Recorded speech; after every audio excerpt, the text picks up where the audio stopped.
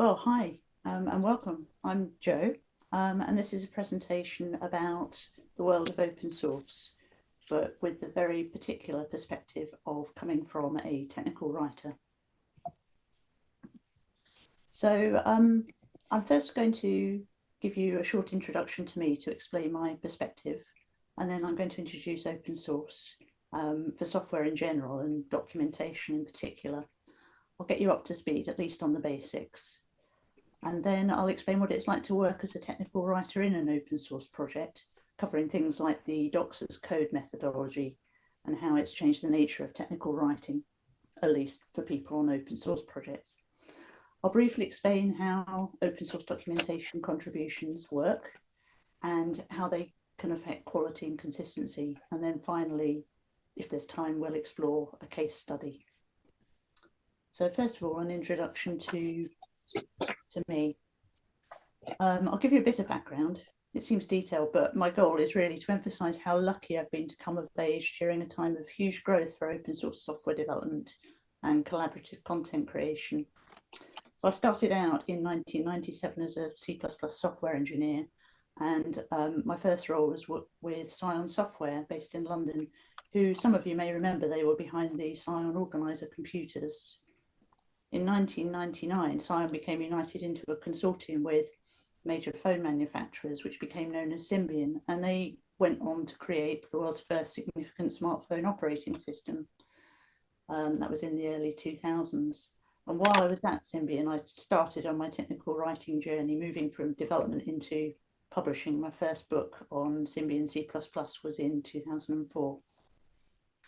Now, the photograph here is it's a wall near the Symbian office in Southwark, which I typically use as my avatar on various electronic systems. And it's got an additional meaning to anyone using version control systems, since a commit is a bit like a change request on a code base.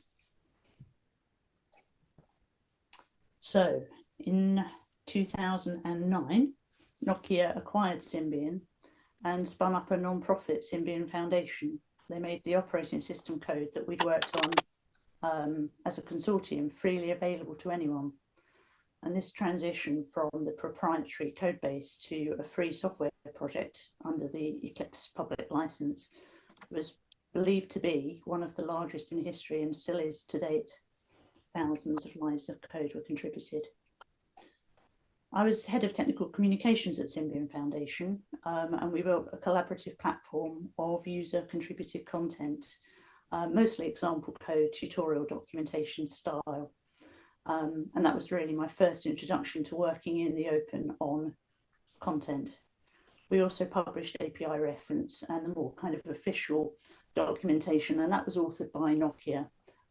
So it was quite a blend of both the sort of closed development of content, but also an open collaborative model, quite an interesting hybrid. Symbian Foundation shut in 2011, and the rest is history, as Apple and Android will attest. Since then, I've spent time as a technical writer on a range of other open source projects, including multiplayer gaming, graph databases, and real-time streaming. Since 2019, I've worked with a brilliant team at Quantum Black Labs on open source documentation projects. I'm not going to describe those just yet because we'll come back to one of them in the case study.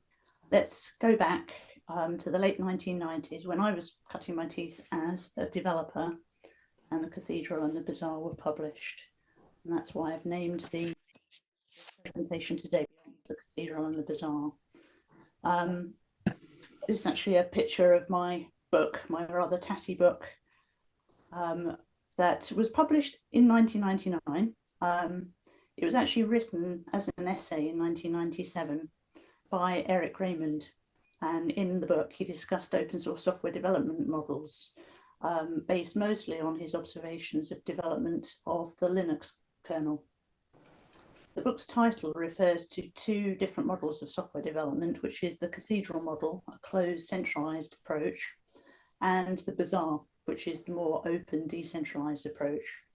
Raymond argued that the Bazaar is far more effective for developing high quality software, and that the economics of open source software can be far more profitable than closed source software and lead to more innovation and much faster development cycles. It's seen as a bit of a landmark title. The book's analysis of the benefits of open source has influenced countless developers and companies to adopt open source practices. It inspired, for example, Jimmy Wales, founder of Wikipedia, who later said, "It opened my eyes to the possibility of mass collaboration." Wikipedia itself launched a few years later after the publication in January 2001. It's amazing to think that we've only had it for 24 years. It seems like it's been there forever. Linux was released in 1991, and the creator of Linux, Linus Torvalds, went on to build Git in the early 2000s, which is a distributed version control system that revolutionized collaboration and code management across distributed parties. It's a huge part of open source development today, and we will touch on it a bit later. But for now, what is open source? Well, I'm sure some of you have worked on open source projects or have used them. It refers to a style of software development where the source code of the program is made freely available, as I inferred earlier. It means that anyone can view, modify, distribute the code according to specific licenses, and there are a few different types which will dictate how much you can distribute and how much you have to share. Open source development typically happens in public, and there's a community of contributors encouraged to collaborate and extend the code and submit back their changes to improve the original. Some contributors are volunteers who give their time in exchange for a sense of community and just want to see their changes improve the code base. Others may actually rely upon the software to build maybe their own products, so they consider it valuable that they have input to it. And then other contributors still are paid to maintain the software, a bit like for me at my role at Quantum Black Labs. And that's because the organisation may have originally created the code, or they may use it the most, and they've decided to have considerable input into the direction and quality of the project. The open source model is celebrated because it's harnessing collaboration and it builds upon a collective consensus, which is one real important element of open source. And I always say this typically goes hand in hand with documentation, because if you don't have a clear idea of what a project is and how the code works and how to use it, which is the purpose of documentation, there's going to be limited uptake and then limited scope for a healthy community. So documentation is a key part of the community and the project development, and that in turn is a key part of the documentation. I'll leave the discussion of open source here for now and move on to talk about implications for tech writers in particular. But there is a Q&A later, so if you have any specific questions, please jot them down and we can discuss them later. So what does open source mean for technical writers? Well, open source projects are typically developed using agile methodologies, which many of you may have used if you've worked in agile teams. If you haven't, the idea is that while the team may have some major milestone releases, there are also ongoing continuous changes to the code base. So in an agile open source team, projects may take up updates from a range of contributors, and the code constantly evolves. So new features, changes, bug fixes all go into the code base pretty much when they're ready, when they're acceptable. Technical writers are at the end of that update chain. So whenever a feature is added or something's changed, the docs need to then be changed to reflect it for that version of the code. And as development occurs, tech writers need to be prepared to regularly update and revise documentation to ensure it accurately reflects the current state of the software. Versioning for docs can be quite complex because different users may be using different versions of the code. They're all available, so some may still only want to use the major fully announced releases and update on a particular cycle, while other users might just be dependent on the latest. They want a bug fix, they want the most fully featured, and as soon as a newer version of code comes along, they'll update to it, which means they pick up all the changes that happen along the way and they expect the latest version of the docs. So whenever docs are impacted by changes, they need to be released, regardless of whether it is a major release or just a minor patch. And there needs to be then a clear policy of how a code change is tethered to the docs so that the technical writer or the developer involved is making the changes at the same time that the code goes out. And that's the only way that you can ensure quality and consistency. Agile working has definitely upended the rate of change of a product in the docs, but I would say that it's made the way of working easier because the methodology calls for at least one short daily meeting to stay updated as to who's doing what. So as a tech writer, I feel like I've always got visibility on what's coming down the pipe. And then there are very regular planning sessions. I found it's quite easy to stay in the loop, and it's all possible as a remote worker. I've not worked in the same office as my colleagues since 2019 when I moved to Wales, and it's been more than practical. So how exactly do we work?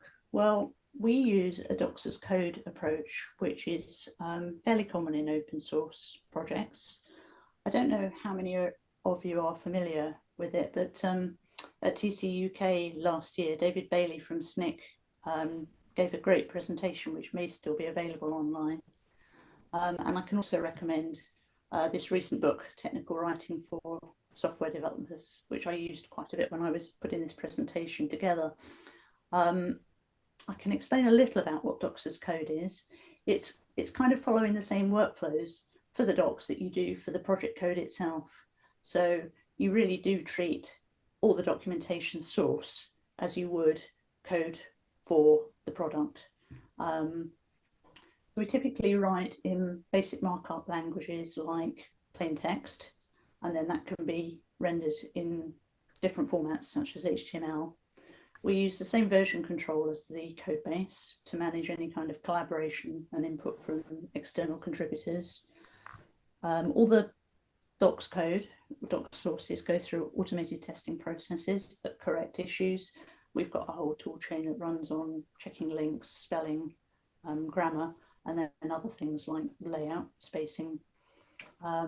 And finally, there's also continuous integration, which is part of the software development process, so that everything's built automatically whenever something else is added to the code base, and it's all deployed automatically. So at its best, docs as code is a way that you basically combine the culture of development with the culture of writing, so that everyone on the team has ownership of the documentation, and the goal is that we work together to make it as good as possible. And certainly if you have development experience, docs as code feels really natural because the tools and processes follow familiar patterns and practices. The barrier to entry is very low for those with development experience. So it's easy to build an open source community of developers that are also able to contribute to documentation, and that helps build the community. It's simple to integrate docs as code with other tools, services, because fundamentally the docs are just plain text.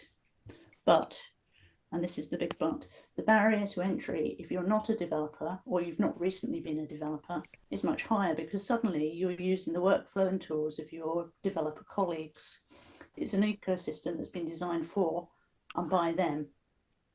So sure, it's now possible for development teams to document their code to some extent, but what about specific practices of technical writing, the things that we hold dear? How does docs as code cater for standards of quality that we really find important? Because technical documentation isn't just plain text, it's palpably much more. And this is it's not something that I've solved. I think it's something that technical writing community will have to spend time discussing for many years to come, is if we are moving to this kind of model, then how do we ensure that the next generation of technical writers that maybe come up as being software developers also understand all the great practices that we hold dear? And this book is actually a really great start for starting to set out some of those best practices. This is one of my favourite cartoons at the moment, the hybrids of the planet, technical writers being number one. And the reason I put this up here is because as a technical writer on an open source project, there is a lot of initial setup and then the ongoing maintenance to get docs as code working. Somebody needs to do it. If you want a workflow where you're testing docs to make sure the links are working, to make sure the grammar is good, to make sure spelling and the style guide is followed, you have to put all that in place. And I call that doc ops. It's not writing, but it is associated with docs. it can fall to someone in the development team, but often it will actually fall to the technical writer, whether they like it or not. This is coding and technical decision making, which suddenly has become part of the role alongside all the writing. So I'll get on to the practical illustration of Docs as code shortly and illustrate with a case study. But I wanted to raise another aspect of open source documentation, which is that the documentation is freely editable, as you'd expect from something open. It means that technical writers are also needing to balance contributions from an open source community, which could be coming really from anywhere. In a thriving project, there could be multiple contributions of small typo fixes or larger scale fixes, new content, examples, tutorials, requests, contributions of materials beyond text, such as videos or graphics. In many ways, it's a fantastic way of getting the work done, getting more content, but there are the inevitable issues of quality and precedence. Managing contributions and contributors is a really delicate process, as any Wikipedia moderator would tell you. I would say, however, that from my perspective, working with documentation contributors, it's the highlight of the job, because with a smaller project, you don't get that many contributions. So it's not too many to manage, and everyone is very eager to help and get involved. It's quite surprising, considering they're doing it for free, just how generous people are with their time when they really get into the project and want to just improve the docs and maybe just make their mark somehow. So I'm going to talk to you a bit now about Cathedral, which is an open source Python framework hosted by the Linux Foundation. Cathedral was created by a team inside Quantum Black Labs, which is part of McKinsey, and it was released as open source in June 2019. Cathedral was adopted as an incubating project later on in January 2022. And the code for Cathedral and the markdown for its documentation is all stored on GitHub, with the documentation then built using a set of Python tools into HTML, and that is hosted on a separate platform called Read the Docs. I'll put links there if you're interested. And we're exceptionally proud to be the overall winner of the TC UK 2023 awards. I say we because it's an award that was shared really by all the contributors from within the team and externally from our open source community. I'm the only technical writer staffed on Cathedral, so the bulk of the writing has been done by subject matter experts, the product development team. The team have always viewed docs as part of the project. They spend as much time and care on reviewing changes and adding content as they would for product code, which is, I think, why we've been so successful. Some of my responsibilities on the project have included the definition of a style guide, which we've made very lightweight and keep it really short, partly so I can remember it, but also it just doesn't put people off having a go at contributing. I've also worked with the team to make sure that the docs audience is represented, because although they are the experts in their subject, it makes it easy for them to forget that new users don't have the experience and insight on the code base that they do. So it's quite useful that I'm a novice at Python and data science, and I ask the same questions as a new user and represent them. But on the flip side, because I'm not an expert, some of the requirements for the advanced documentation completely passed me by. So the team are also responsible for helping me define information architecture so that we structure docs to answer the questions of advanced users as well as beginners. There's been a lot of collaboration, and we last year ran a set of user research to confirm the navigation that we're using. This is another of my favourite cartoons about technical writers. Day to day, the technical writer role on a team such as Cathedral or any open source team involves some of the following, and I should probably point out it's all done in full view of the community online. You can see basically what we do from a day-to-day basis. So some of the things that I do monitoring and reviewing any proposed changes to the markdown copy, writing and expanding tickets so that we have a backlog of activities such as fixing typos, improving the docs, adding new features, and reviewing any tickets that come in from external contributors. Then we might plan a new sprint and assign documentation tasks, mostly to other team members, sometimes to externals. Other tech writer roles involve attending meetings, staying up to date on feedback, staying up to date on competing products, and then the actual writing, which is definitely a smaller part of the pie than you'd maybe expect. Picking up tickets that are planned for the sprint and working on edits, and then new writing, and as I mentioned previously, doc ops work. So in conclusion, technical writers are a diverse bunch. We all know that. Open source projects are creating opportunity for developers to become writers without learning a new set of tools. So I would argue it's changing the nature of technical writing for those with more traditional skill sets. I think Michelle from Adistro was here at the meets quite recently, and she mentioned this too. I noticed she said that technical writers with coding skills are very much in demand right now. And I think this stems partly from it making it possible for that kind of person to easily join a team like ours at Quantum Black Labs, where familiarity with development process counts as a huge plus. So some of the tasks on an open source documentation project, as I've shown you, involve technical writing. Others are much more close to community management, product management, product marketing, development and testing.